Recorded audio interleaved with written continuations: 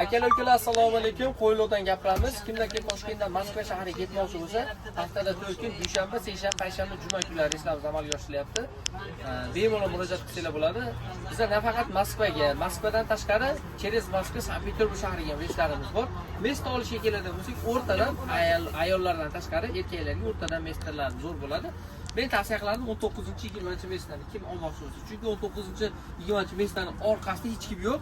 Uni sidinglarni ko'tar, tushir degan gap so'z bo'lmaydi. Bemalol maza qilib, sidinglarni xohlasam ko'tarib, xohlasam tushirib, avtobuslarimiz qulaylik keladi demoqchiman. Avtobuslarimiz ko'tarib tushish holatlarini ko'ryapsizlar. Zaryadli holatlari ham bor. Zaryadli ustroyevlar ishlaydi, ayrimlari ishlamay qolyapti, ishlamay qolyapti. Nimaga sabab?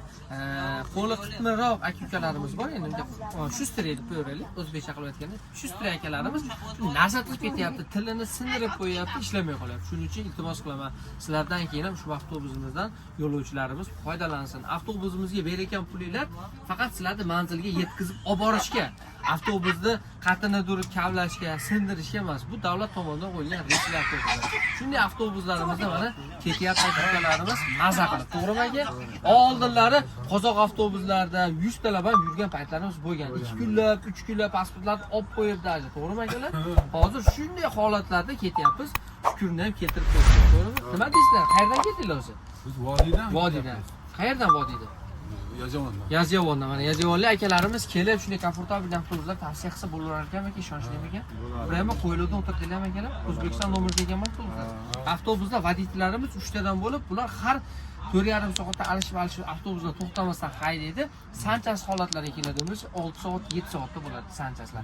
Hamma sanchas holatida bemalol tushib sanchaslarni amalga oshirsa bo'ladi. Keyin noslarimiz kunja joylarga tuflamaylik deydi. Nos chekadigan aka-ukalarimiz tegishli. Nos chekish taqiqlanmagan, lekin kunja joylarga tuflamaylar. Bo'ldi. Odob. Hamma narsada odob.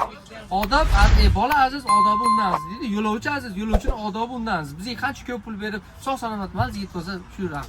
Zaxarasi oxiriga tushib